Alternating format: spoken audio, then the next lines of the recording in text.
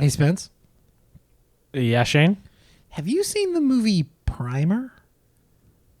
No, I haven't seen Primer. Well...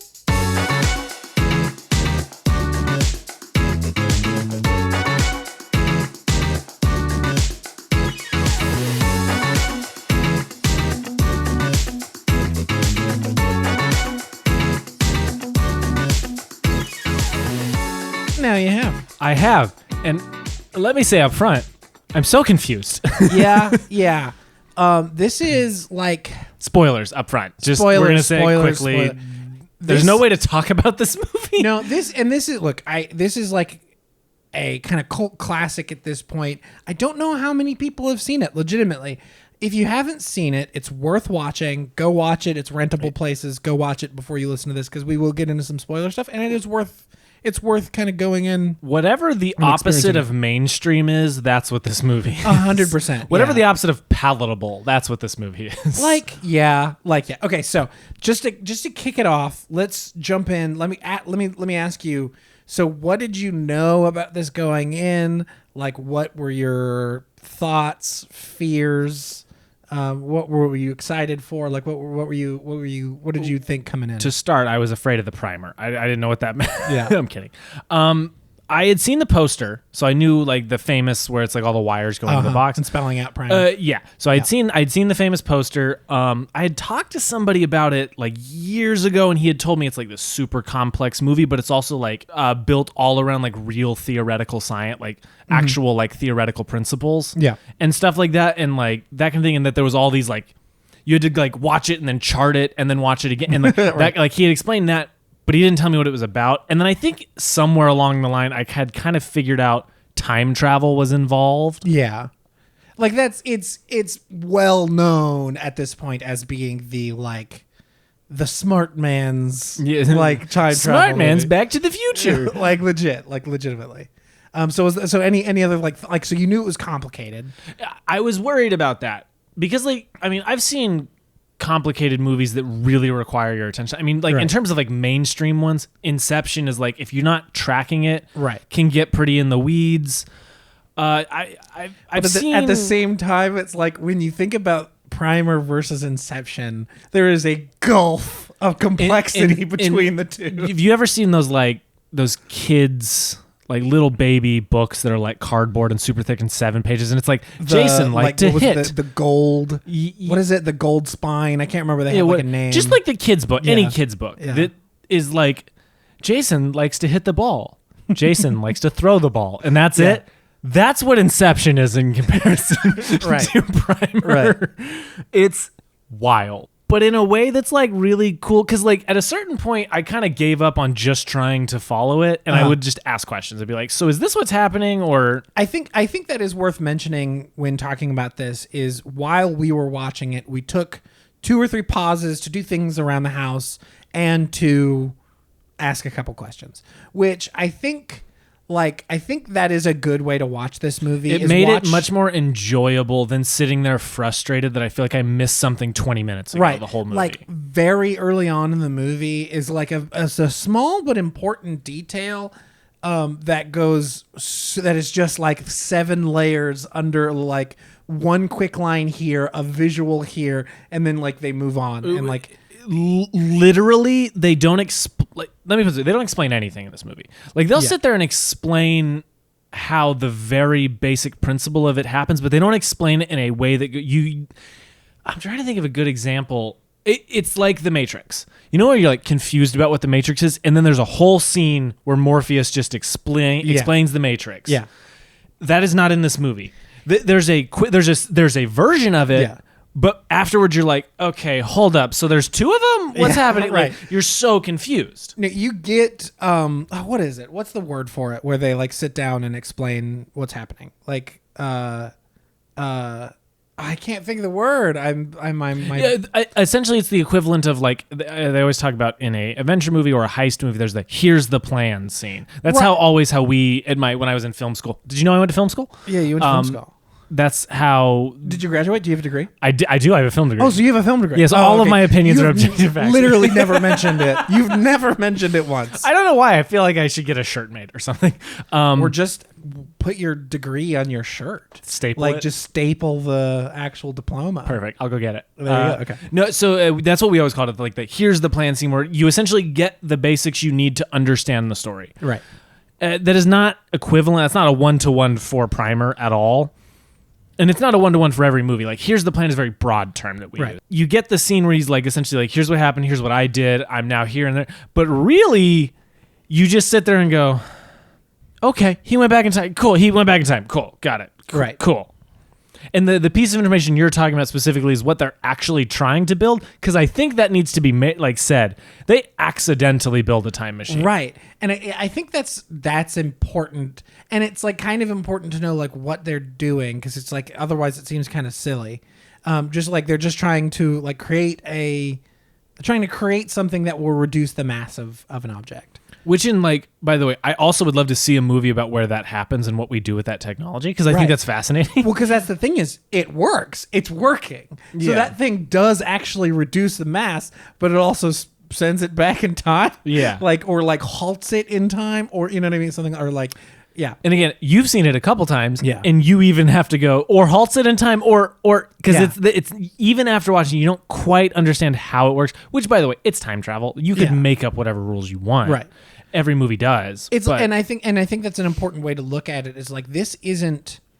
It's almost like a scientific theory where it's like not based on. It's not like it's a scientific theory. It's not factual. It's our best guess of how it would work. It seriously feels like the people who made it went, oh, I heard this thing about like a theoretical thing. They took one principle and they thought about the theoretics of where it could go, and that's where they originated the whole thing. Yeah, because it's important that like a lot of time travel movies, they have the Back to the Future being the most famous. Don't interact with yourself, or you can't mess with the time. Right. This has that, but it also doesn't. Wherein like they accidentally make this so a big part of the movie is like figuring out how to use time travel, where they like lock themselves in a room for a full day and then go get in the machine to go back to do stocks or whatever exactly it is they're doing. Right. It's weird. It's crazy. Yeah. The thing that I latch onto, which I think is really interesting, is like they took this idea of engineers would have to make a time machine, right? Yeah. Like it's not going to happen, but like you and I aren't just going to like stumble on, put some Legos together and create a freaking time machine. Speak for yourself. So it's like, I think it's really interesting, this idea of like, what would actual engineers actually do with a time machine? How would that actually work? And they did the same thing all of us would do. Which is money. But I don't think they did it in the same way. You know what I mean? Oh, no, they're way smarter about it. They're not just like, they're betting on sports, but they're like going about it in a way, because you think you just go to, you travel forward in time, you pick up the almanac or whatever, and then travel back and bet on stuff. No, they're like in there doing research on stocks and like points and games and like charting it, and they're like watching the game. They already know the outcome of every beat of the game, going, wait, no, something's different. That's not... Oh no, it happened. Okay, so we didn't mess up the timeline. Yeah. Which, by the way, can they mess up the timeline with this version of time travel? That's a great question. Because there's a whole scene where he comes in contact with himself, which is also very confusing when they get to that point. That's maybe my one complaint, is when it gets to kind of the third act, the cross-cutting in it only complicated it more. Right. Where I was like, I wanted one scene that kind of gave me the emotional core of the movie, and it never exactly happens. I disagree. Okay, what's the scene? I think the scene of them standing at the gas station, filling up their truck, talking about whether things are predetermined or whether things are not, like whether they actually can have an effect or their effect is already predetermined, is the linchpin. I was going to say, I completely forgot about that scene because my brain was mush by that point. It's like, that is like it's a quick scene. It is not very... there's not a lot of stakes. There's no stakes in the scene. It's literally them just in between. Not even really. They're questioning, well, can we have an effect? Well, no, because of this. Well, but that would mean this, and then it's just two scientists, engineers postulating the theory of this. Like that's all it is. And like I think that conversation goes to show the difference in the way that these two engineers like want to test this. Where Abe, the blonde-haired guy, was much more methodical, much more careful. And I mean, like throughout and the less corrupted by it in corruption in a lowercase c term. Right. And then Aaron, who's much more like he wants to kind of break it. You know what I mean? Like he wants to break it to find where the boundaries are. Yeah. It's like kind of like a left brain, right brain kind of thing. You know what I mean? Oh, that's an interesting way of looking at them as characters. Yeah. Well, because I thing I love in movies is like I know you haven't seen this movie, but there's this movie called The Man Who Would Be King. It's from the 70s. Sean Connery and Right. Michael Caine. Yeah. Great movie, but together they essentially make one character. Right. Where like he's the brains, but he's the show. Like, and then they literally like there's the way they do it. It's so cool. I like thinking of them as like a left brain, right brain person, where they're Right. conflicting with one another in a very interesting way. I love that. It's a super cool way to look at that relationship. Yeah, and I think that's where, like, look, this movie is deep in its lore and its science and all that kind of stuff. I think that's where you find the actual like emotional heart of the movie is in these two like close friends and their ideological battle that kind of happens through this movie. And again, it's not like it's subtle and it's layered. It's not it's not Back to the Future. It is like it's two engineers have like these like kind of awkward dudes would handle these emotional, it's like Aaron, the thing that he wants to do is go punch somebody. Like he wants to punch his boss. That is one of my favorite scenes in the movie, right? Of like, and even Abe kind of goes, "You found it. That's the thing to do," right? Like that's so cool. But immediately after this, you can't actually do it. Right. Like, don't actually do it. Right. You know what I mean? Like, he's like, it's an interesting thought. But then he realizes, oh, he could go do that. Once he gets woken up and he like, then Abe like finds the way, the careful, plotted way to actually make this thing work. Yeah. He's like, all right, if we're going to test this, if we're going to try, again, he's like that scientist. He wants to test and try it while also wanting to see his boss get punched in the face, and then going back and telling his younger self, or not his younger self, the time travel. This is so confusing. Telling the other version of himself not to do it, so he gets to know but doesn't actually do it. That's the essential. Which is, by the way, this incredible thing of like knowing what something will feel like, but then not actually doing it. That's a brain breaker for me. Yeah, which is so cool. Yeah. I guess that kind of the other thing I was really interesting with this movie is, I think I said it to you afterwards. I went, it's very well directed, but it looks really bad. Yeah. And that's totally the low budget nature of it. Yeah. I mean, this was filmed not far from where we are recording this podcast. It was filmed in like Richardson, Dallas, and Addison, which is literally like it's a 10-minute drive. You know what I mean? 10-minute drive in two different directions. We can be in Addison or Richardson. So it's like, it is so close to home. And do you know what the budget for this movie was? My guess would be something like $50,000. It was $7,000. And I guess I should have guessed that when the time machine was made out of PVC pipe. Right. It was $7,000, and the majority of that budget went to film stock. Totally makes sense.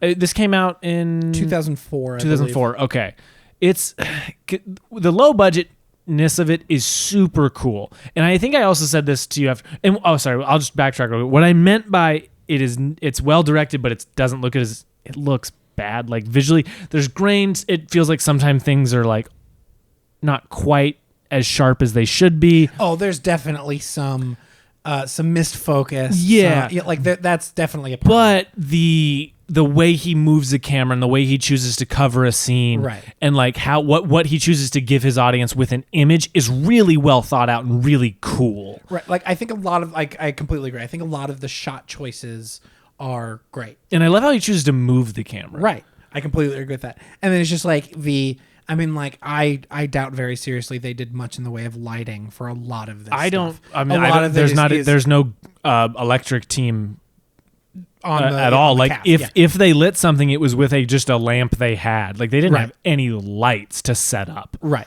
I mean, it was all natural light or practicals on set. Which again, it's really cool on set, which literally just like libraries and like the I mean, it's just like a motel room that they definitely didn't tell the people they were filming. You know what I mean? Well, that being said, I'll say this: they were thanked in the credits. Like okay, so maybe they did. The library, the Richardson Public Library. It's just wild to know that like just down the street this movie was made. Yeah, and it was again, it was like $7,000. Well, and it's I think for anyone who wants to make movies. Chris McQuarrie talks about this. He's the Mission Impossible, the current Mission Impossible director. He's the only guy who's ever made more than one of them. Yeah. Chris McQuarrie's great, but he always talks about, he's like, just go now. He's like, who cares if it doesn't look great? You know what I mean? Like, direct it well. Yeah. And this is like the perfect example of that. It's like 100%. Just, it's a really well-directed movie that just also happens to be so low budget by necessity. Yeah. And it's super cool. And that leads me to a question I want to ask you. Do you think there's a high budget version of this movie that doesn't get messed up by the money? No.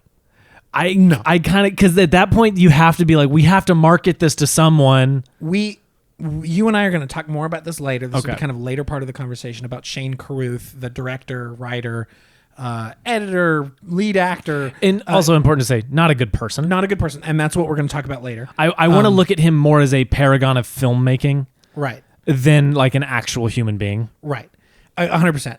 I think what happens in his later career very much touches on what you just said about like the minute more money gets involved, his creative vision will get diluted. Looper is a movie made by Rian Johnson that Shane Carruth actually was an advisor on. He helped, he's like a friend of Rian, or was a friend of Rian Johnson. I don't know the current, whatever. He was like a script advisor on after having made Looper, or after having made Primer. Rian Johnson reached out and he's like, "Hey, will you advise me on that?" And so he helped him with some of the timey-wimey elements of this. I mean, it's a movie about time travel. So it's like, and that one is much more simple. You know what I mean? Yeah. Like, that being said, you know what I mean? So it's like, I think, and that's clearly a much higher budget movie. It's like Bruce Willis But that being said, I also think like, I don't think the complexity of Primer is exactly what makes it as great as it is. I think it's more the fact that it doesn't hold your hand, so it causes this like desperate desire to understand. Whereas like Looper's way more interested in the emotions of it and the journey of its characters. Right.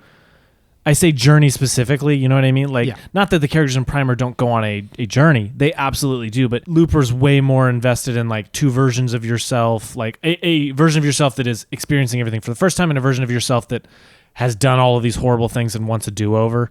You know what I mean? It's like, and how that conflicts. Yeah. And then tying in with this kid and this family and this proposition of like normalcy. Looper's way more interested in that kind of stuff. This movie's way more interested in the science and the weirdness and the like. He knows what he's doing when he's making a movie this complex. Yeah. You know what I mean? He wants you to watch it 2 or 3 times to understand it. Yeah. He wants you to get on message boards and talk about it with people. And right. This is a like, brilliant way to make a low budget movie. Yeah. This is 2004. It was when it came out. I think production started in like 2001 or something. This was Space Odyssey. Yeah, no, I saw them filming in the background of that movie. There you go. No, they started making this, I think, in like 2001 because he was in the edit for years. Yeah. He said like multiple times he said he was about to quit making this movie. Well, if you look at the credits of this movie, it's just a bunch of pictures of him, which is hilarious. It's like literally his name 30 times. Yeah. I think there is a world where like this could be made with like $1 million. Yeah, like an A24. Yeah, they had a big hit, and so they're giving money away. Yeah, I at the same time, like, but I think it would get watered down in some way, shape, or form. Like, I think they're like, you're gonna need exposition. That was the word I was looking for earlier. Exposition. They're gonna make him put an obligatory exposition. Yeah, scene. It's like, I feel like the movie would be. Look, this movie's short. It's like 100 or not 100. Sorry, it's not even 90. It's an hour and 12 minutes. I think is what it comes in at. Short. It is a short movie. So it's like, I feel like they'd be like, you can take like 15 minutes of explanation, and I don't think Shane Carruth would want that. Like, what were you about to say? No, I was just gonna say, like, my thought is I would love to see this exact script shot, like almost a shot for shot remake of it, and just give him a really nice camera and a team to light stuff. Yeah. And I'm curious how that, like, what the difference would be, or if the lo-fi-ness of it makes it kind of endearing, or if like everything has, or if the desire to have dramatic shadows on scenes to indicate things would ruin it. Yeah. Because that's also something we forget about is like lighting will tell you so much about the mood of a scene. Right. This movie just doesn't have lighting. They just needed enough light so you could see what was happening. I like the fact that it feels like a low budget documentary in some ways. You know what I mean? Yes. Where it's like, I like that about it. Look, I agree it doesn't look good, but I think that only benefits it because it makes it, because again, it's like the direction of the actors and the script and like how they're like talking over each other. It's like, it's very naturalistic through so much of that. And I feel like if you overproduce the lighting a little bit, I think that takes away. And yeah, that's my question is like, how does it? And I think I agree with you, like for sure. Again, I would love to just see it, like even just a scene of it. Like it's the same thing, but it's just shot really well. Yeah. And see how that affects all of it. And again, it's one of those things where it's like, is this the type of movie you want like Matt Damon and whoever? Right. Is this the type of movie you want those guys, like big mainstream stars in? Or do you just want to sit back and go, oh yeah, these guys are like not like actors. You know what I mean? They've only kind of done a few things maybe. Yeah. And that's kind of part of it. It makes it feel like you're watching real people, which is again, kind of what you say, like almost the documentary vibe it's got going in moments. Right. It has that like just like one step, you know, like again, I think if you add too much of the like Hollywood artifice, which like it's not exactly what you're saying, but like if you add like Matt Damon, if you add production to it, I think that takes if you away, produce it too much, I think that takes away a little, because like that is, I think what this movie does so well is show the reality. Like I said, kind of at the beginning, is like it's how real engineers would handle this situation, and they handle it like nerds, you know what I mean, to a certain extent.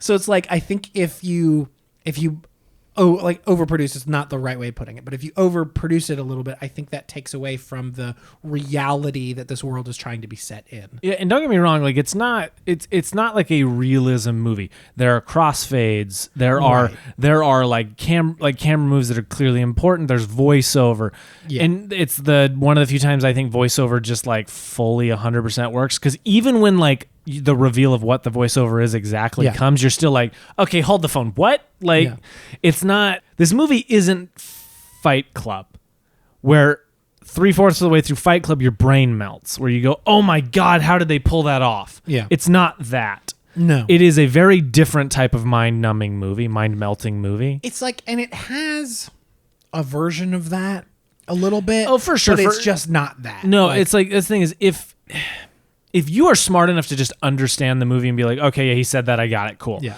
Then yes, I think there are those scenes. But for me, it was so much like, oh my goodness, did it time travel? Like I couldn't. When I watched this the first time, I think probably in like high school or something. I watched it once. The next day, I watched an explainer YouTube video about like how it all happened. And the day after that, I watched it again. Yeah. And I think that is how it was meant to be viewed. Yeah. You know what I mean? Either that or you do the hard work to try to plan it all out yourself. I'd be super curious to read the script. Yeah. I'd be fascinated to read the script. The other thing I was going to say, you called this movie kind of like a cult classic at a certain point. I think it verges a little bit past that, where it's almost like an underground movie. You know what I mean? Like even cinephiles, I know almost no one who's seen this movie. I know a few people, but I know almost no one. And all of my friends are film dorks. You know what I mean? We all watch a billion movies. Yeah. And this is even underground for that kind of group. Yeah. And I think that's really cool. It was a festival darling, which I was also a little bit like, this came out like 10 years past when I thought a movie like this would be a festival darling. Yeah. I mean, yeah, it won like the grand jury prize so it was Sundance. Yeah. It won like the grand jury prize. I could be wrong. Whatever it won a big festival's big award. The grand jury prize. I can't remember which festival has the grand jury prize. Whatever it is, it won like the grand jury prize there. Not what I mean, again, like it doesn't look great, and like it was shot for $7,000. It's like a little surprising that one went as high as it, especially like having literally no names attached to it. Not a single name you'd ever heard of attached to it in any way, shape, or form.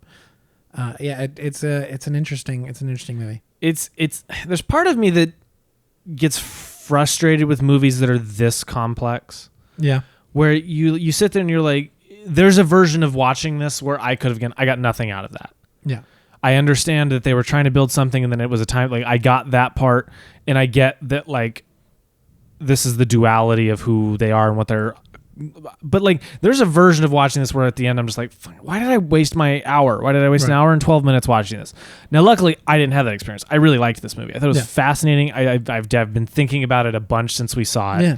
And it's definitely one of those. It sticks with you. Yeah. But I also think it's like not for everyone. Oh, you know what I mean? Like I completely agree. The fact that we're doing a podcast on this is very fun to me because I think we're the only podcast that's ever talked about Primer. I doubt that. I doubt it, but it's a funny thought. You know what I mean? Like, not many. Yeah. You're not going to see in these podcasts I love. You're not going to see lessons from a screenplay doing Primer anytime soon. Yeah. They're doing the big famous, which is like, I totally get that. And again, you and I have talked about now is the time for us to do these movies when no one is listening because like, who gives a shit? Which is like, that's why I like that we're talking about it because I think it's fascinating and I think there's a million lessons to take from it. Like cool movie. It's a cool movie. Did you? I know you before we started. You said you had like a question, some other thoughts. Have you covered all that? Is there any other questions? My big question was just like if you overproduce it, or not even overproduce, just fund it. If you gave it $1 million, like if it had the budget of X or Pearl, is it ruined? And it's not ruined. Like I think that's a distinction that I would like to make. It's like I don't think it's ruined. Yeah, I do think it's different. Yeah, I do think it's watered. It's more down. Mainstream because this thing is like Pearl and X. Great. I mean, pulling no punches at $1 million. No. So I think $1 million, it's still the movie he wants to make. Yeah. I think at $5 million it gets diluted. At $10 million it gets really diluted. At 50, there's 3 exposition scenes explaining the whole movie. It's like, look, I love Looper. So don't get me wrong with this next statement, but at that point it's Looper. You know what I mean? Yeah. Like where it's like it's no longer about the physics. It's no longer about the science. It's about the spectacle. It is specifically about the spectacle in these two characters, which like I appreciate. I mean, like, look. Yeah, but we have that movie. You know what I mean? Exactly. Primer's its own thing. Exactly. Like I think this movie is special and interesting because it's a movie by an engineer about engineers. Basically kind of for engineers. Yes. Like it's not for engineers, but it's for nerds. It's like and it's for geeks. You know what I mean? These people that are just like science is this and that. It's for that crowd, but it's a movie and so it's like really cool because you don't get many of those. Right. I think it's like you said, like it does not hold your hand. And I appreciate I love that. I love movies that feel like it can trust its audience to either like engage with it on its terms or like at the very least like have the wherewithal to watch it twice. You know what I mean? Yeah. Like I definitely think there's a lot of movies I haven't seen. I definitely think that rule can be taken too far. And Primer's like the line where it's like you go any more obscure, it's like, why did I watch this? But Primer rides it well. Where it's like Primer's a movie that feels like every time you watch it, you're going to gain something new, which is a design thing. He definitely planned for that. Yeah. Which is a really smart thing for like a essentially first time filmmaker to do, which is crazy. A first time filmmaker. He never made a short or anything? Not that I know of. There you go. The crazy foresight to make a movie like that. Like it was he learned how to compose to make this movie. He learned a ton of shit to just make this one movie. Like before that, he was an engineer, and then he moved into like post production. He was doing like visualizations and simulation kind of like water sim and that kind of thing for movies. And then he made Primer. Like crazy. Yeah. Yeah, so I mean that was just my big thing is like that, and then the other thing I really wanted to talk about is again he's not a good dude. Yeah, let me set this up. Yeah, let me set this up. 2004 he makes Primer. After he made Primer, there was a lot of attention on this, and so again, when a movie, especially at that time, won a festival, a lot of people started making calls. Right, and so he had some other scripts. He obviously had several other ideas that he wanted to make, and the next movie he wanted to make was a movie called A Topiary or The Topiary, I can't remember which. And it's like this, it's a much higher budget, like sci-fi, I can't remember exactly everything about the movie because I haven't seen it. Because it was never made. You haven't seen movies that weren't made before? Not this one. This is the one. Weird. I've seen other movies that haven't been made. Okay. This is the one that I haven't. So he was shopping it around Hollywood and stuff, and nobody would pick it up because he was unrelenting. These are his words. A lot of this comes directly from him, and there are reasons to maybe not believe everything he said because he's not a good person. So he was shopping around Hollywood, and nobody would pick it up because he was unrelenting in his vision for it. As we've talked about with Primer, he's got a very specific vision, and he is unwilling to dull it down, which can be a good thing. Can be a good thing. We'll continue this. I'll continue through this kind of explanation, and then we can circle back and talk about the ethics of any of it, however you want to tackle that from there. So he wanted to make a topiary, shopping around Hollywood, and nobody would pick it up because it was too expensive for how dense and like artsy and you know what I mean. Like it's a Shane Carruth movie, and nobody wanted to make a $10 million fantasy epic that explains as much as Primer. Exactly. That is as complex as hopefully Primer. You've watched Primer. That is Primer, but $10 million designed to be $10 million. Right. And so it didn't get made. And so there were some interviews after that fact. And he was in those interviews, he is open about the fact that he's like, it was a learning experience. Like, I make Shane Carruth movies, and I'm not going to make anything other than that. And I'm understanding of the fact that, like, because of that, I'm not going to get big budgets. He was open and honest, or at least in these interviews, was open and honest about the fact that, and understanding of the fact that, like, if I am unrelenting in my vision, 100%, I'm unwilling to relent on any of this. I'm not going to be able to get movies made for any, I'm not going to be able to join the Hollywood system, which is true. And then he made Upstream Color, which is another dense sci-fi movie made on a very low budget. Like, I'm pretty sure it was self-financed or like crowdfunded or something like that. It was made for a very low budget. Apparently it's very good. I haven't seen it. It's like another kind of like cult classic kind of, or at least I think maybe even probably like what you said earlier, it's kind of like an underground classic, like even not quite to the level of cult. So after Upstream Color came out, he kind of re-engaged with the Hollywood system, this time trying to make a movie called The Modern Ocean. It had a teaser trailer that came out. It also had stars attached. But the one thing it didn't have was the funding. And so as he was trying to shop it around Hollywood, again, he failed to get it funded. This was, I think, in like 2018 was when all this kind of stuff happened. And then after this fact, he was much more bitter about the fact that he could not get this movie made. He was much more bitter about it. I don't know if this came from interviews or from tweets that happened later, but in the year 2020, he posted a picture on his Twitter.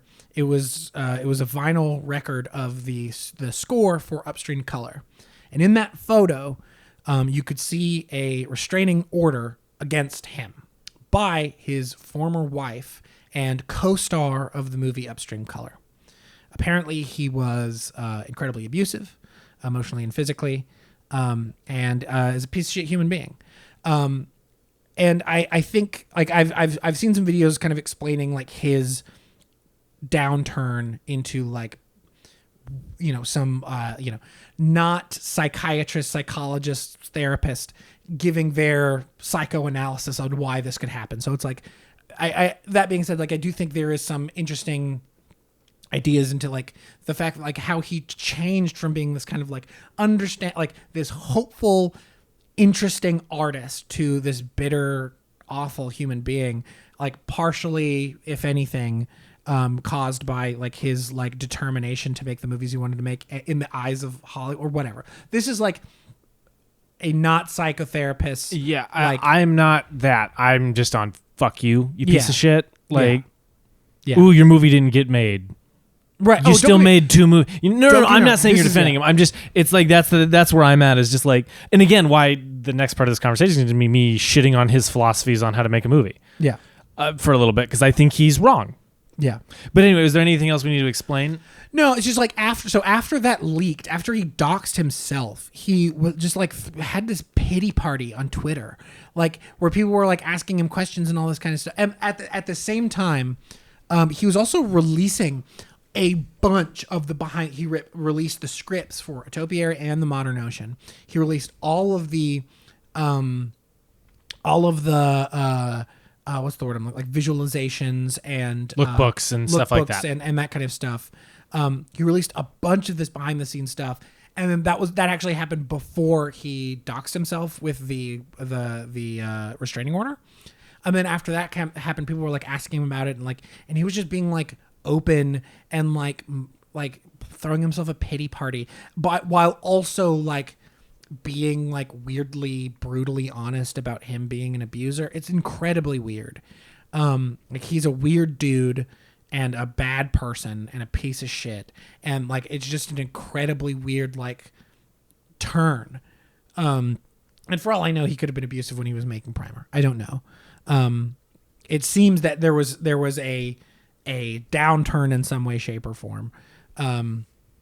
That, you know, it's incredibly sad, incredibly like sad, not for him, no, for the people around him. Well, and also to note, I believe his wife was in the movie Upstream Color with him. Was in the movie. And she's also a director, and the two movies she's made since this all went down are about domestic abuse. Or I don't know if they're exactly about domestic but abuse. It's the theme within them. Right. Right. Or at least adjacently a part of something. It's an element of these movies. Right. So right, like, which by the way, fucking I want to watch both of her movies. You know what I mean? Like 100%. So that being said, I want to talk about, because when you told me all that, before we got to the part where he's a piece of shit, my immediate thought was, you're wrong. You aren't. And I'm going to use a couple names that I know will people have opinions on. You're not Martin Scorsese. You're not Steven Spielberg. You're not Quentin Tarantino. And you're not, and this is the main one I want to talk about, you're not James Cameron. Yeah. And I bring up James Cameron because we may or may not be talking about one of his movies next week. James Cameron recently came out with Avatar: The Way of Water. He may have been talking about Avatar. I think he was talking about Avatar, where somebody came into his office at the Fox Studios and said, please make this movie shorter. And James Cameron, and I quote, said, get the fuck out. Now, James Cameron is, I think, famously kind of a dick. Like, I don't think he's a morally awful human being. I just think he's a dick. Yeah. With the exception of one or two things, which we may or may not talk about on next week's episode. Yeah. The man made Titanic. The man made Terminator and Terminator 2 and Aliens and Avatar. And the Abyss. And and True Lies. No, James Cameron is the most profitable filmmaker of all time, with the exception of maybe the Russo brothers for a totally different reason. And it's because the Russo brothers made a bunch of Marvel movies that had built-in $1 billion guarantees. I just don't know. I still think James Cameron would be more profitable. Well, James Cameron, Titanic and Avatar is $1 billion movies. The Russos have 3, and one of them temporarily beat Avatar. Yeah. But James Cameron has Aliens. You're not wrong about that. So many. No, you're wrong. I could be wrong, but what I'm saying is interesting idea. Worth looking into. It's just throwing that out there. Yeah. The Russo brothers, also people I would like to mention in a second. But James Cameron is allowed to look at the executive at Fox and go, get the fuck out. Because his point is right. The point he later made was, this office you're sitting in, I built it for you. Yeah. Titanic built this entire thing you're standing in. He has the right to go, fuck you, I'm making my movie. Right. Primer rules, really cool movie. But I'm sorry, you have to know that this is a business. Right. I am there are movies that I want to make, movies, a script I am working on now, that I will not compromise on it. I am taking it as far as I believe it has to go because it's the honest to the material thing. Right. But there are ideas I have that if somebody were like, hey, you need to change this to get this made, I'd be like, totally reasonable. I get it. Let me work. And let me find the good version of the note you're giving me. Right. It's a business. And as much as that fucking sucks for me to say, because I want this just to be artists creating the coolest stuff they can. I want everyone to have their Bo Burnham inside where it's just this unhindered creative expression of losing your mind. Right. I want everyone to have that. I want everyone to have James Cameron's get the fuck out, you business person. Yeah. But it's a business. And nobody's going to give you $10 million with the intention of losing $10 million. Because they're going to want at least a break even. They don't want to lose money. You know who can't get money to make movies right now? Martin Scorsese. Yeah. which sucks because as much as I don't love The Irishman, I think it's a really well-made movie, incredibly well acted, and I think more people should have seen it. I saw it in theaters because I wanted to support it. Right. But he's now making streaming movies because studios won't pay him. And he's Martin Scorsese. So you're going to throw yourself a little pity party over this? Like, it bothers me. Yeah. It's like, shut up, dude, and start work. Dude, what you need to do is it's actors live by this policy. Actors who have made it live by this policy, and it is one for them, one for me. Yeah. You look at most any actor's career who's really established. They'll do a blockbuster, and then they're in some weird indie or theater project. There are a bunch of directors that follow this exact same. Bunch of directors. I mean, look, Green Knight. What's his name? David Lowery. David Lowery. He is the epitome. He is the king of that shit. He went from making, what was it, The Good Dinosaur? No, not The Good Dinosaur. The Green Dragon. Pete's Dragon. Pete's Dragon, to making a ghost story. He took that, which is why I want to bring up the Russo brothers. Not many people know this, but the Russo brothers are a big reason the movie Everything Everywhere All at Once was made. Yeah. Because they cashed in a bunch of chips for someone else. Yeah. Not for them. Yeah. They cashed in a bunch of chips for somebody else. And they talk about it. They go, we make The Gray Man, we make Avengers. And not that they don't love these movies. You see their offices, they're decked out and all the coolest shit you've ever seen for these movies they make. And just from the movie itself, you can clearly tell they're having You can the time clearly of their tell life. that they love it. They're very vocal about being comic book nerds. And Yeah. I really like the Russo brothers. Yeah. But they take this massive amount of clout they've gotten and give it to people. And then also, yes, they make passion projects and they work on little things, but they're a big reason that Everything Everywhere All at Once got made. And that movie rules so hard. Yeah. And it is for presumably very few people, even though ended up being for everyone. Yeah. It's just a very specific movie. You need to learn to play the system if you want to be a filmmaker. Right.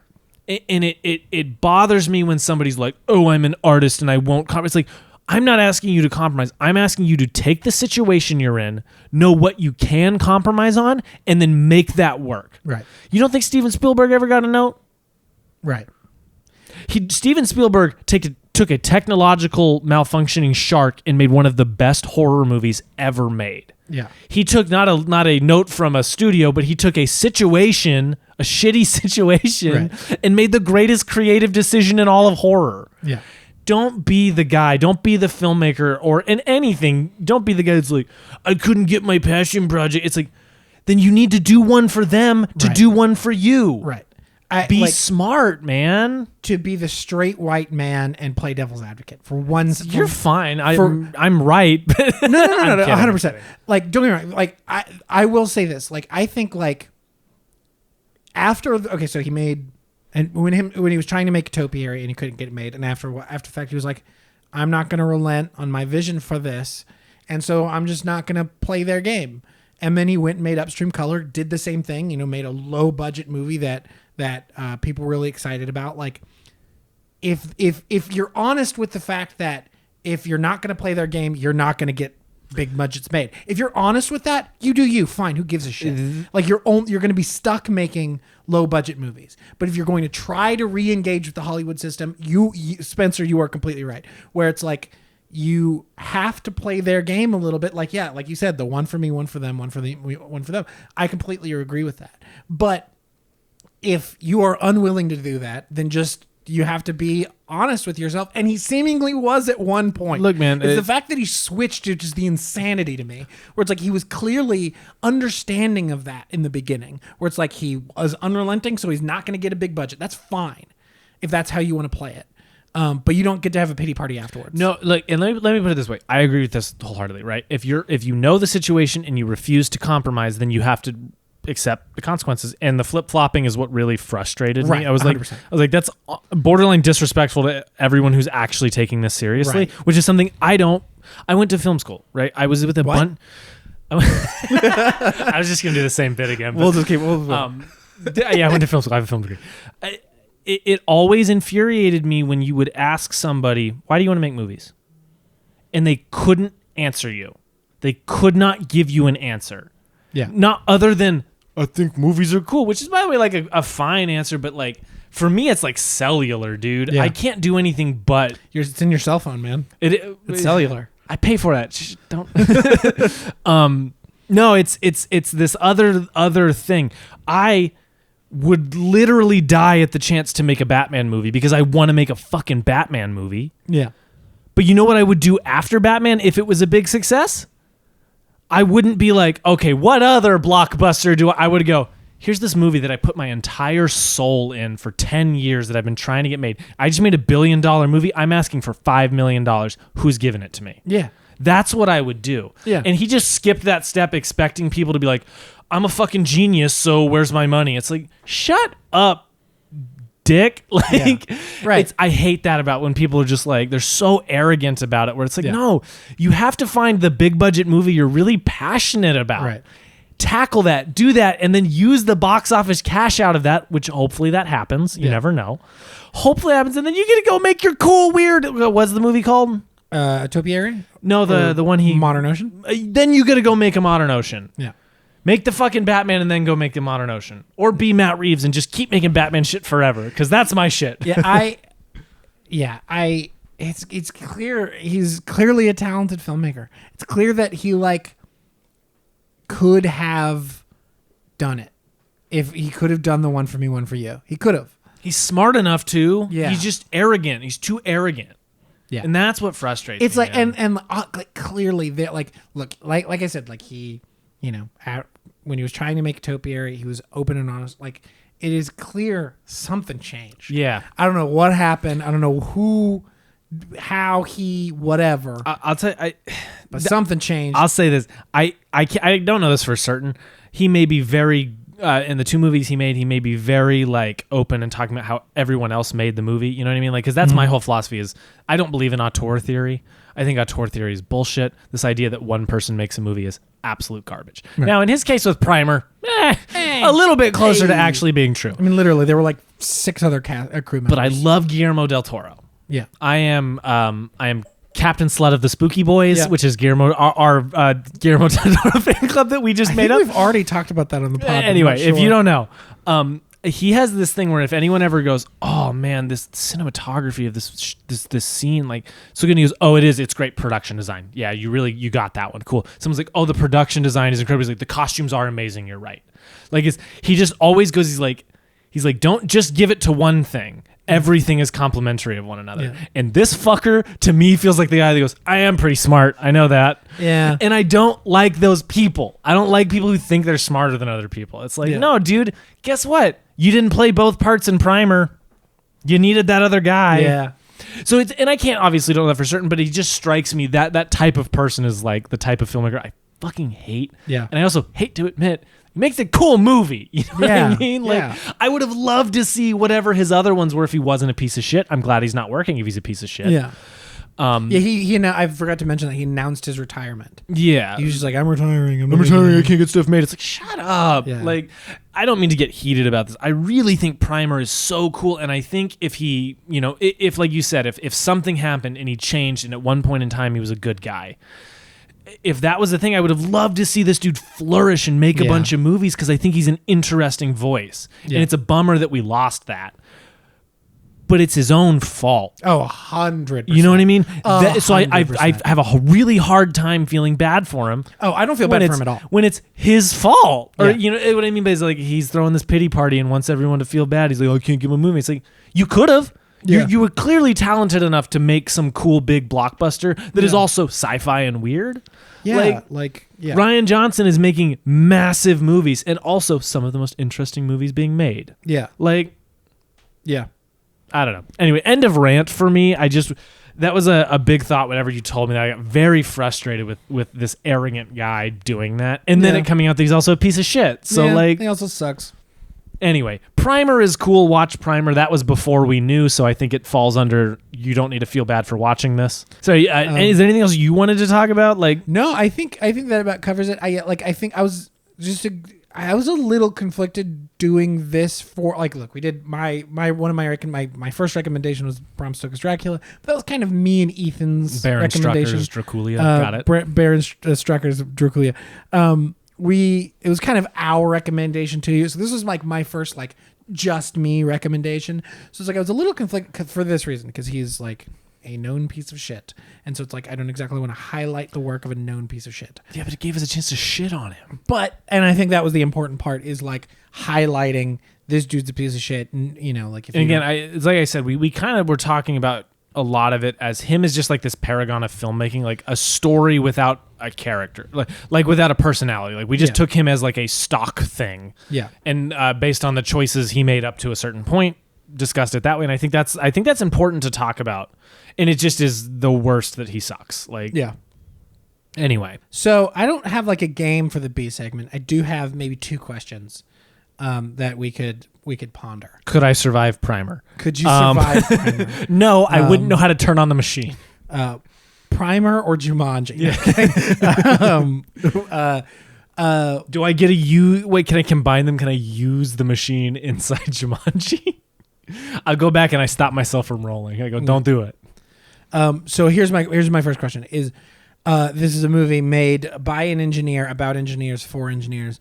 What movie would you want, or what genre, or, you know, trope, or what kind of a story, specific movie, whatever? What would you want to retell from the perspective of engineers? Like, if you put these engineers in this movie, what would you want to remake? Are you saying remake? Kind of. So like if I take an existing thing. You could take a movie, you could take a trope, you know, like, so this takes time travel. Or you could take just like a genre or something. I don't know. Like, well, you know, interpret it how you will. But like, instead of having like just a regular person, flip them with an engineer. Like, how would they solve the same problem? Well, I should point out, one of my like favorite movies at this point, I watched it so much, Ford v Ferrari, is about 2 guys building a car, and they're just really good at their job. Right. You know what I mean? So they're just building the perfect beast. Yeah. So I love that. I already love that as a principle. This is going to be real nerdy. It's not a remake of something, but how fun would it be to watch a movie where engineers, a Star Wars movie. That was my first thought. But like specifically this. There's this really cool Star Wars mini episode about a guy who builds lightsabers, and he's like the last one, and he's anyway, that's not important. That idea, that guy, but he's an engineer, and I'm watching the real, like him trying to figure out how to build the first lightsaber. Oh, that would be such a cool nerdy movie, and I would, but like take it super seriously. Like he's really trying to figure out the science of it, and he has to find the Kyber and why is all that kind of stuff. I would love that. I'd be super into that. Yeah, that's a good answer. That, like, it's funny because my I don't know why my first thought was Star Wars too. I was just like, well, because Star Wars is so fantasy. You know, it's like fantasy sci-fi. It's like take a real approach to it. Like if you did a Mandalore episode about how they cure Beskar, and it's like a real person trying to design this armor and or design the perfect weapons for this like weapon creed people. So there are all these weird things he's making, but it's all like real science of how do you do it and how do you use something effective? How does it affect the body that's wearing the weapon? Like stuff like that just sounds really fun and interesting to me. What about a zombie movie from the perspective of somebody who's trying to find the cure? But like, I'd be into that. You know, like, I mean, like, we've had stuff like that before, but like, oh, I mean, does I Am Legend? I was like, does that fall into that? Yeah. But like, I would want it to be more mundane. Yeah. You know what I mean? Yeah, like, more office-y. You know? Find the mundane version of this. They like actually thought out like from the perspective of the CDC, like CDC head HQ when freaking the Z virus hits. Yeah, like that'd be kind of funny. I mean, like I was literally just about to say something that actually exists. Because there's what was the freaking Marvel like Shield? There's Agents of Shield. And there have been like other like jokey. What was the other one where it was like just people who work in offices with superheroes? What's that one called? That's a show, right? I'm not just making that up, right? Whatever, doesn't matter. I think there was a canceled show, but I don't know if it was actually Marvel or like a made up superhero universe. I'm pretty sure it was like made up. I don't know. I know what you're vaguely talking about. Yeah. And my second question is everything predetermined, or do we have choice theory? Oh no. I have no idea. I like to think it's not. I like to think our choices, you know, matter. I definitely think like the butterfly effect is a thing. Like I think I choose not to do something and then it ripples out over time. But I also don't think it's like literally every choice. I think me choosing to run a red light has a ripple effect on everything, or me choosing to like punch someone in the face versus not punch someone in the face. There's a ripple effect where if I punch somebody in the face, that person punches me back. Yeah. But that person was going to the hospital to see someone. He doesn't get to see them. Yeah. Then that happens, and then this person does that, and like changes the course of a line of people. Yeah. I think that's like a real thing. But like in terms of, I don't think things are predetermined. I think there's too much insanity. You know what I mean? I think, the funny thing is, like, I don't know, we're far from movie talk at this point. When you mentioned kind of like that ripple effect that your decisions have on people, I think when people think about what karma is, I think that's what they're thinking of. Yeah. You know what I mean? Where it's like just the consequences of your actions. Mm-hmm. Like, I'm pretty sure that's like, I think that's what karma is. It's like literal karma, yeah. Whether directly or indirectly. Well, and because that's a good point, because karma doesn't actually denote good or bad. Yeah. There's good karma, but it's still 100%. Just called karma. 100%. You do something good. I literally was working with somebody, and she was just, I guess, really nice to this customer, and he goes out and he comes back in, and there's a whole exchange, and he ends up giving her $100 gift card. Wow! And just because she was just really nice to him and just treating him like a person and engaging, like whatever, this is a big cool thing. Well, if she had been a dick, that wouldn't have happened. He would have taken $100. He would have at gunpoint. Did I forget to say he had a gun? No, I'm kidding. I also think very similarly about when people describe like somebody's like essence or aura or vibe. I think that's also something similar. Speaking of vibes, weird vibe this steered into. No, I'm into it though. I'm into it's kind fun. Of freewheeling conversation. Like I think kind of the same thing about that, where it's like it's less about like the like some spiritual thing that is like emanating off of you, and more about like literally like the thing that makes humans human is how good we are at pattern recognition. That's kind of like, that's why how speech works and all that kind of stuff. It's like we're so good at pattern recognition. And so it's like when you're subtle, like huge, infinitesimally small and subtle things about how you carry yourself and the way you say things is enough for people to be able to make inferences about how you'll treat them. You know what I mean? So like I think that's what people are thinking about when they think about like vibe, aura, essence, whatever. Is they're just like seeing, like, again, it's like your decisions have waves and an area of effect that you may not understand. Yeah. Anyway, wow. I don't know why I decided to make this like kind of a spiritual conversation, but I do think it's an interesting idea, especially because that's like kind of like that is like at its root the like the theme of this movie is like whether is fate, so I do think it's an interesting just on a personal level. And I'll just ask you that, like, to steer it slightly back into filmmaking. Get away from all this weird stuff. Oh my goodness, am I feeling things? Let's talk about Marvel movies, okay? Did you see what Captain America threw his shield? Lessons. We didn't do lessons. Yeah. I think, again, my lesson. I mean, you heard me rant about it for 10, 15 minutes. Don't be a dick. Don't be a dick, and play the system. Yeah. Like, that's the biggest thing. I mean, if we're talking just primer, I think there's so much to gain from that, where it's like, if you have a cool enough concept and you're smart enough about how you direct it, it doesn't matter that your movie's low budget. Like, just fucking do it. You know what I mean? Like, again, you get caught in that a lot, and you and I have been caught in that before, of like, well, if I do it, I want to do it right. And it's like, wow, sometimes it's fun just to do something, even if it turns out a little shitty. Yeah. It's like, it's still cool, it's still practice, it's still learning. Yeah. And I need to be better about remembering that. But again, my bigger, grander lesson is be smart. Yeah. Play the system, man. If your art is good, and you want to put it out in the world, then the world deserves it. Yeah. But if you're an idiot and you're not going to play the system, then don't be mad when your art doesn't get made. Yeah. That's on you. I mean, it's like I completely agree with that. I mean, it's like you have to make money. Like it's a part of it. You have to make money in order to. Steven Spielberg gets to make a bunch of cool movies because he's fucking rich. I mean, that's like so many directors start out making commercials and that kind of thing. Commercials, music videos, episodes of random TV shows. Yeah, I mean specifically, I'm talking specifically commercials where it's like there is art in it, but it is a commercial. It's an advertisement. It is selling something. And that being said, like you can still put yourself in it. You can still give it a voice. And still like watch a David Fincher commercial and tell me it's not directed by David Fincher. Right. You know what I mean? Watch a Michael Bay thing and tell me it's not directed by Michael Bay. Scott, like Ridley Scott's early stuff. Spike Lee, I think that's important for sure. It's just like, don't be a dick. Like, you're not God's gift. Everybody has to make money. Like, but at the same time, it's like if you're honest with yourself and understanding, like, okay, if I'm unwilling to relent, then I'm not going to be able to play their game. I'm going to have to make the movies that I can make on my own. Exactly. Then cool. More power to you. I'm all about that as well.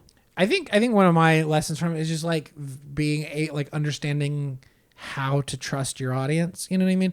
It's like this is an opaque movie. It is layered and deep and complex, but at the same time, it's like we're in a day and age where it's like streaming and all this kind of stuff. It's easy to rewatch stuff. It's easy to binge stuff, all that kind of stuff. So it's like, sometimes it may take a second viewing, and that's cool. No, it's cool. It's like whodunits and that kind of thing. You know what I mean? Like we're talking about Rian Johnson, Knives Out. It's like Knives Out is like basically, it's like a deeper experience sometimes on a second watch than it was in the first, because you get to see all these little details you didn't notice before. And I think that's the same thing in a movie this deep and complex. That being said, in between the two, you might need to bone up on your physics, bone up on your on relativity and physics and all that kind of stuff to fully understand what's going on. But being able to trust your audience and like sometimes things take patience. Yeah, sometimes movies take patience. Yeah, not having to dumb down just for the sake of like getting everything on a first watch. It's like it's cool that I mean, like from a commercial perspective, a second view, unless like every time somebody watches your movie, that's more money. You know what I mean? If it's a second ticket, it's a second rent, even a second stream, depending on how the contracts work out. Like that's more money in your pocket. So there it is, man. I don't know, man. So yeah. Any recommendations? I'll be honest, I have not thought too much about it. Shit, you're pulling at me. I actually have recommendations this time. No, I'm gonna re-recommend something up front. Paper Girls. Yep. The coolest comic. It's so good. Yeah. It's also about time travel. Ooh. Paper Girls rules. Watch that. Other things, I just saw Glass Onion. Yeah. And I thought that movie was super cool. Yeah. Speaking of whodunit, speaking of Rian Johnson. Speaking of Rian Johnson, speaking of Master of the Midpoint, Rian Johnson. Master of the Midpoint. I've never heard him described that. It's perfect. We were in my last semester of film school because I went to film school. Yeah, I know. I have a film degree. A buddy of mine we were doing presentations on directors. I did Guillermo del Toro because I'm Captain Slut of the Spooky Boys. Captain Slut. And he did Rian Johnson, and that's what he called him, Master of the Midpoint. And so I'm like, damn, it's so true. He's Master of the Midpoint. It's so funny. So yeah, no, I that movie is super cool. Another cool like sci-fi one that takes a lot of patience and takes a lot of like thinking about is Ghost in the Shell. The anime. Not the what did you call it, the racist one? The whitewashed one. Yeah. Rip Scarlett the OG one from the 90s. Super cool movie. I've been thinking about it a lot since I watched it. So Paper Girls, Glass Onion, depending on how quickly you can get to a theater, will be there or will not. It's like a 1 week run. Who knows? I think by the time this airs, I think it'll be over. Shit. It'll be on Netflix in December, so look out for that. We may or may not do a fun little episode on it if we come around to it. Who knows? Yeah.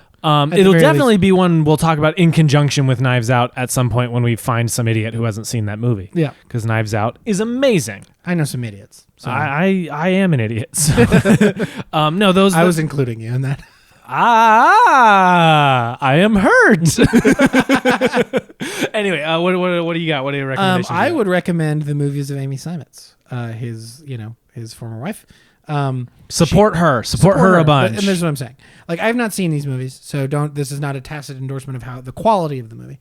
That being said, like, they're well reviewed. They do, at the very least, it is art made by a person, and it deserves to be seen.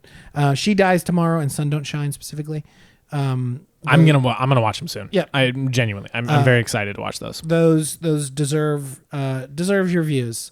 So go and watch them. Go and find them. Hell yeah. My second, or I guess third, recommendation would be Jakey of YouTube fame. Has just released a new album. Formerly Nakey Jakey. Formerly Jake. Jakey. You just released an album called Rom-Com, and I like it a lot. I've been listening to it a lot, so I highly recommend it. Oh yeah. Yep. Also check out his YouTube channel. He's very funny. Also, yeah, if you like video games or just weird, random kind of Funny social guy. commentary stuff, funny dude, makes good videos. I highly recommend it. Hell yeah, dude. Specifically, his video about Red Dead Redemption 2, I think is wonderful. I completely agree with everything he says in that video. I like that video game quite a bit, but everything he says is completely and 100% accurate about that game. Well, there you go. There you go. Starting place. Should we reveal what the next episode is now? Yeah. Okay. Back in October? I have no idea. Whenever this was, Shane and I went and saw the Avatar re-release in IMAX 3D. Yeah. In preparation for The Way of Water, which will come out essentially a week after next week. So on the 16th of December. Yeah. So 15th if you go to the previews. So we wanted to revisit this movie that Shane hadn't seen since the first time he watched it, and I grew up loving but fell out of love with. Yeah. In the experience it's intended and supposed and should be seen in, Yeah. the re-release. So we did that. We recorded that a while back. That episode's coming out in preparation for Way of the Water, and if we like Way of the Water enough, we'll probably do an episode on that. If it tickles our fancy. We haven't seen it yet. We don't know. Maybe it's terrible. Or like if maybe we can even have like a B segment or something on. Yeah, again, it's like this is so like the premise is us recommending each other stuff, but I also like this idea of leaving room for revisiting things or double features like we did with Body Snatchers, or even things we experienced for the first time together that we're really passionate about. Yeah. Or we think there's something to be garnered or learned from it. Really, that's at the end of the day, I just want us to talk about things we're passionate about, but from the perspective of either experiencing it together or sharing it for the first time with somebody. Yeah. But so we may do Way of Water if it's good enough, if we like it enough, if we have anything to say. But Avatar, that's the next one. So bone up. You got a week to watch Avatar, and then come back and listen to us. Maybe like it more, maybe not like it more. We'll find out. Who's even gonna know? Who knows? The world will find Is a vampire? out. What are we? The world will find out next week. Oh, no, what is us? Hey. So anyways, that's been the show. These are the things. These are the movies that we've been talking about. So, you can go watch them or don't. I don't know. Live your life.